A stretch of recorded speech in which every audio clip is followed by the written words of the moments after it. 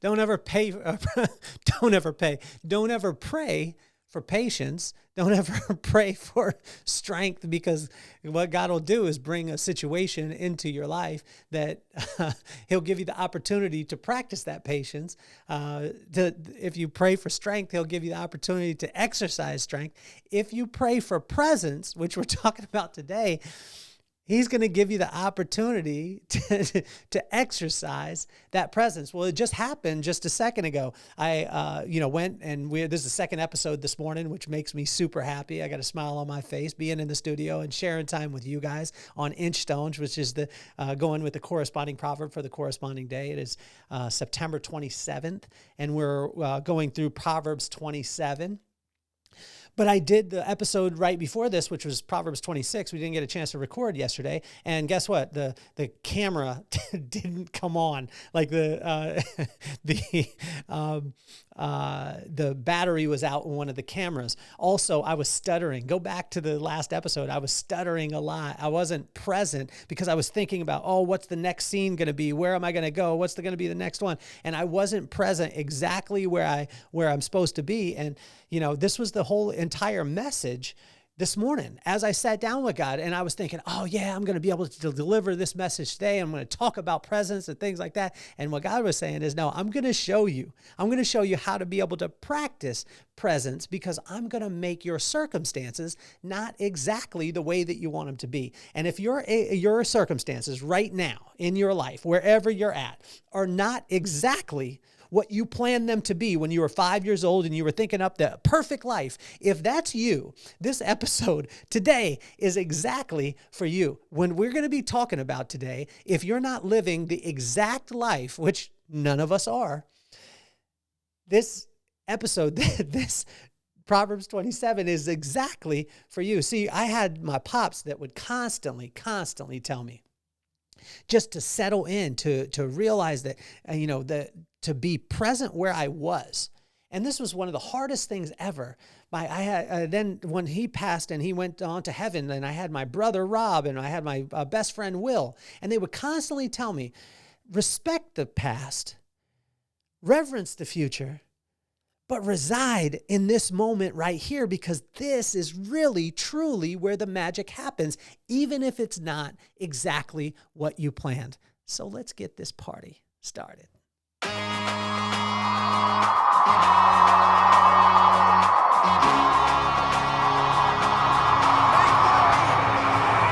Nothing more on my mind. I got two shines, so every day I climb. Work in the morning, work in the evening. We's achieving, cause we believing. It's for certain, we put the work in. We ain't stopped just because it's hurting. Right before your eyes, so it's coming to no surprise. The takeover is televised. Over and over and over again. Make no mistake, we continue to win. Defeat never know, cause I will not lose. They wanna mimic my moves, but can't walk in my shoes.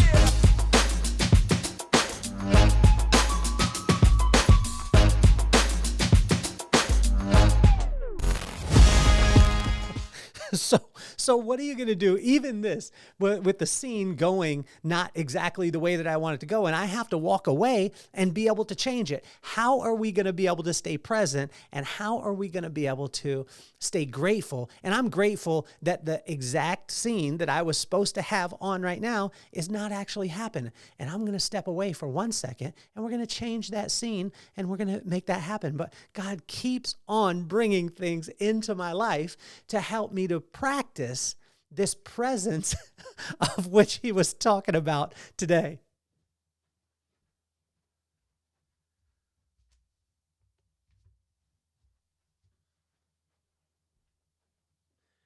You see, one of the toughest things that you'll ever deal with is when things don't go your way. I don't know if this has happened to you. It's happened to me multiple times this morning.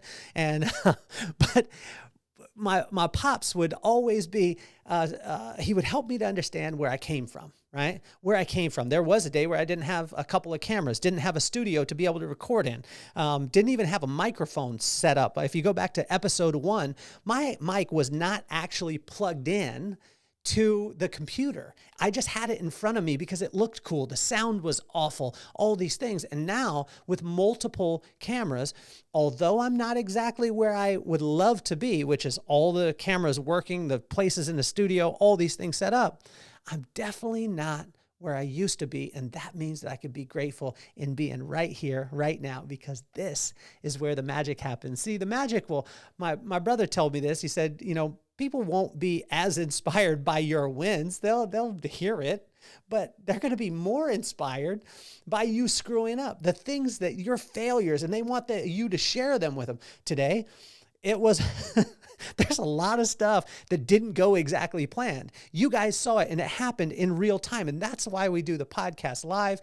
If you go back to the last episode, again, I stuttered a lot, things like that. But I just want you to know that when we sit in this place, there is some reason, I don't know it right now, but there is some reason why God is going to bless through just simply being present in the circumstances that maybe aren't the greatest in the entire world. I was very fortunate because I had my brother, I have my big brother, Rob, I have my buddy and my best friend, Will, I have my pops. And if you look at the thumbnail on today's episode, you'll see a picture of all of us together. And I could tell you that's where the magic happens.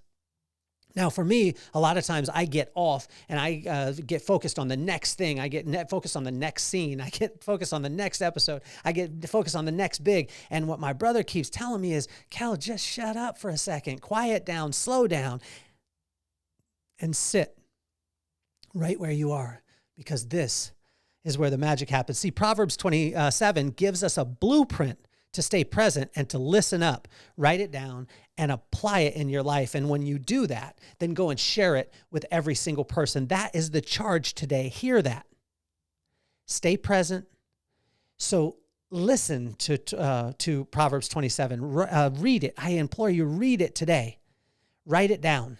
Apply it in your life, and then go share it with every single person that you encounter. In verse 1, it's not always about you. This is a hard thing for me to understand because I am the baby in the family, and I had name brand cereal. My brothers didn't get that, and I got a lot of presents for Christmas. A lot of times, my brother, one time I got everything for Christmas, and my brother got underwear, socks, and a brush.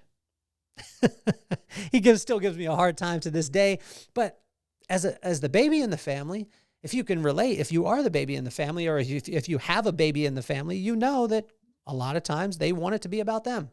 And so this was a hard one to swallow. And some terminology we used to use from Lompoc, California was like, if a person was all about themselves, beating their chest, all these things, we were like, number one, it's not all about you. But number two, the way that we would talk to each other is like, get off your own jock. Like, get off your own jock and celebrate other people and speak life into other people. In verse 1, it covers this. Now, I paraphrased it, obviously, but I would implore you to read that and check it out. In verse 2, work hard and let everyone else talk. Work hard and let everyone else talk. You see, most of the time what I find is that we want to, as soon as we do something, when I say this with myself, as soon as I do something, I want to shout it out at the top. If it didn't happen on social media, didn't take a picture of it, didn't take a video, it didn't get likes, it didn't happen. Well, imagine when you just keep doing the work and you simply master your craft, the world will find you.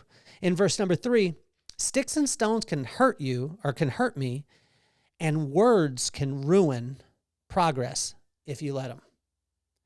I think one of the greatest amounts of Kevlar that I've seen a person have to words around them is my brother, Rob. And the reason why is because he fills himself up. He's constantly reading. He's constantly educating himself. So when he hears somebody speak an untruth or speak something that's not in line with what he knows to be true, he shuns it immediately.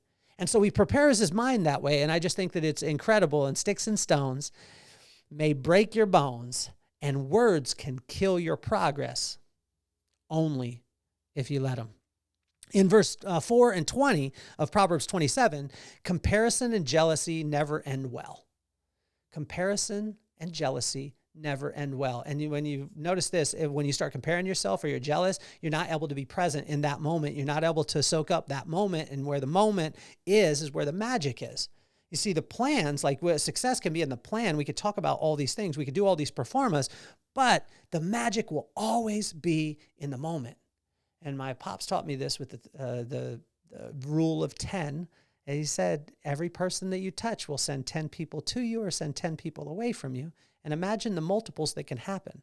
If I touch one and they say send 10, and then I touch those 10 and they send 10, that's 100. Those 100 send 10, that's 1,000. Imagine how quickly I can multiply. But most of the time, what we're thinking is, no, I want to start to broadcast to the thousands or the millions or whatever it is, and then hopefully I'll get a true connection with one. Why not start with one? Be present in that moment and watch it go.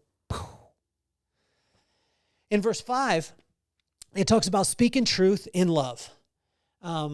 Sometimes, but listen to that whole thing. Speak truth. Some people just stop at that. I speak truth. I just tell it how it is. Is it in love? Is it wrapped in love? If you're speaking truth and it's not wrapped in love, sometimes you could hurt people. And that's not ever our intention. Sometimes we're like, no, I'm just trying to be real. Well, make sure that it's always wrapped in love. And that's what it explains here. And to be present with somebody is to absolutely love them, show them as much love as possible. That's where that presence is. And I learned this with my buddy Joe yesterday, Joe Shumpert. He was on the podcast. And if you didn't get a chance to see him, he is an unbelievable human, incredibly present. And my phone even rang during the podcast, which showed that I wasn't present. So God keeps showing me over and over again. In verse 7, slow down. And this is tough. Too much chocolate will make you sick. See, last night I had my dinner, and then I thought, since I ate my dinner, I should reward myself. Jen Moses won't like me for this, or Tony Kress won't like me for this, is I should reward myself because I ate the dinner and it had vegetables in it. So now I could have a dessert. So I went and I broke open the Halloween candy, tried to not make my kids look because I'm not supposed to do it. My wife, I was trying to do it when she wasn't looking. And then I had a Snickers, and then it was one of those little fun size, and it's fun. So you should have it. That's why it's called fun size. So I had that, but I was like, man, this tastes good. Then I had another one. Then I had another one. Then I had another one. Then when I was 5 in, I was like, man, this doesn't taste as good as it did. And I don't feel that well right now. The reason why is because too much chocolate can make you sick. Too much of something great can make you a little sick of it. So just slow down, enjoy it, be present, and watch that magic happen. Verse number 8, it talks about working your land. This is something that is so common in Proverbs, is just work your land. Like when you become a master at what you do, I find that my head goes crazy when I'm constantly trying to be here and there. And what the world will tell us is have 17,000 side hustles. Now be a master of what it is that you do. And when you're a master of what you do, you have unlimited energy. You'll be filled up with love. You'll be able to stay present, and you'll be able to give to people because you won't be so spread out. And I tell you, this is a thing that God gets on me all the time about, is just work your land. Well, how do I work my land? Well, number one, figure out what your gifts are. What were you innately gifted with? Every one of us has it. Then go give that away to every single person and watch all the magic that will happen around you. You don't need to be everything to everybody. You just need to be you to the person in front of you and watch that magic happen. In verse 11, it talks about wisdom will always bring joy. There's very seldom when I read through Proverbs or I read through the word anywhere where it says, if you do this, you'll get that. Like, the reason why I say it is because most of the time we're looking for a result. Oh, if I do this, will I get that? No, that's not the way a relationship works. Oh, well, if I bring you flowers, will you do, does this happen later? No, when we get into that type of relationship, those kind of relationships don't really work. But in this one, wisdom always brings joy. Well, what is joy? Joy is the art of falling in love with your current circumstances and allowing magic to happen. Now, what is wisdom? Wisdom is the right use of knowledge. Where does wisdom come from? Wisdom comes and begins with the fear of God. What is the fear of God? that word was actually interchangeable with respect. Well, how can we respect God? Just spend time with him. See that his words and his actions are in line. And when that happens with anyone in your life, you respect him. When you respect him, he'll give you wisdom, which is the right use of knowledge. When you have the right use of knowledge, it'll bring you joy into your life because every single bit of knowledge you'll know what to do with, and you'll be able to stay present in that moment, and you'll be able to fall in love with all those circumstances, even when the scene doesn't work, the camera doesn't turn on, and things don't go as well as what I want them to. I could still stay joyful because I'm falling in love with my current circumstances and allowing this magic to be able to happen. Because if the last episode where I stuttered and stammered and did all the things didn't happen, I wouldn't appreciate the fact that I could be here with you, looking right dead into your eyes and being here present with you and getting a little bit better every single day. In verse number 12, this is profound, so I want you to dig into this. Grab a pen, and I want you to write it down. The thought of the future will slow you down into the magic of this present moment. The thought of the future will slow you down into the magic of this present moment. When I think about all the amazing things that are on their way, it can slow me down. And when I accept them, when I reverence the fact that they're already going to happen. And my pops would always say this. He would say, what if every single thing that you ever prayed for in your entire life actually came into being? How would you feel? Said, well, I would relax and I'd celebrate. I wouldn't worry anymore and all those things. He said, why don't you just act that way now? Why don't you just act that way now? Because that's an act of faith, and that's what the relationship with God is based on, not on circumstance.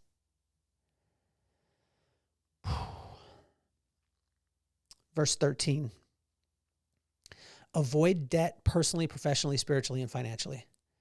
You see, if you want to be present when avoid debt. And there's good debt, there's bad debt, and people will argue this and they'll go back and forth on it. But I tell you, when you are in debt personally, when you're in debt professionally, spiritually, or financially, you have the tendency to think about all the things that you need to do, all the things that you did before, and you can't keep your mind right here in this present moment because you got a monkey on your back. Verse 14, it just says, or verse 13, it just says, stay out of debt. In verse 14, understand the content, context, and timing of your words. Understand what you're saying, understand the context in which you're saying it in, and understand the timing in which you're saying it. And I tell you, this will help you to avoid a lot of things and help you to be able to stay present in that moment. Because the only way you can stay present with your words is to understand the content, understand the context, and then sit in the timing. Because sometimes the right word at the wrong time can bring the wrong result. In verse 15 and 16, get your home in order first. This happens so often. I talk with entrepreneurs all the time. I talk with business owners, and they're like, oh man, I got this great business idea. I'm moving forward. I'm doing all these things. But you know what? Me and my wife been having some challenges, and it's caused me to not be able to focus on what it is that I'm doing. And I'm like, guys, you got to understand, all the greatest concepts and business concepts in the whole entire world will falter if your home is not in order. The reason why is because that company that you did the pro forma for is going to have to make twice as much in the event that that relationship and your marriage does not work, because you're going to be paying for that lifestyle and this lifestyle. So you're going to have to take your pro forma and make it twice as much, which is going to put a strain on what it is that you're doing. So get your home in order first, the most important thing that you can focus in on. And my brother tells me this all the time, that you don't think about changing the world, just think about altering or shifting and loving the people that are sitting around the table with you every night. In verse 19, 21, and 22, this is just very important because there's 3 verses that hit it. It's character matters, and you will be tested by your praise. Some people say like you'll be tested like in the valley. Yes, you will be tested in the valley. But when you're praised at the highest, we get to see how you're going to act, what is actually in our heart. And this is a challenge because when things go right, we can see our character comes out too. So just be conscious of that. And if you want to stay present, lock in. When you get praised, lock in and know where you came from. Know where you want to go, and that will help you to be able to stay in this moment. In verse 24 through 27, this moment will determine your future, so stay present and honor it. It stays pretty simple that way. You see, when I was telling you earlier that when I came to my pops all the time and I would be so riled up, he would ask me this question. He would say, what if everything you're praying for came into being? How would you feel? And I would always respond the exact same way. I would say that I would relax and that I would celebrate. And then he would tell me, why don't you act like that right now? Which will be an act of faith. And that is what your relationship with God is based on, not on circumstance. It's not waiting till you get the blessing that you want and then praising God for that. That's nothing more than circumstance. But he's saying, what if you had the faith? What if you had the faith to praise him right now for the things that are on their way? And watch this. It takes faith to be present. And that presence is where all of the magic is at. And so when you get to a point today, if you're not having the perfect day, which I think that you should because it's Friday and every day is always perfect, right? Everything works out, especially technology. We already saw that. But if you're in a place where things aren't going exactly the way that you want them to be, your circumstances aren't exactly where you want them to be, settle in for a second. Settle in for a second and ask yourself, are you where you used to be? Probably not. Are you exactly where you want to be? No, but I'm so glad that I'm not where I used to be. Respect what has happened in the past. Reverence what's going to happen in the future so you can reside right here in the present where all the magic happens. This has been another episode of Inchstones. Make sure you subscribe. Buy the book too. Check out Bling. Buy Bling too. It'll change your life. Buy it for your wife. I think it'll be amazing. The Vibe Room is coming up. It's going to be incredible. My name is Kelly Cardenas, and I'm officially off the hot seat.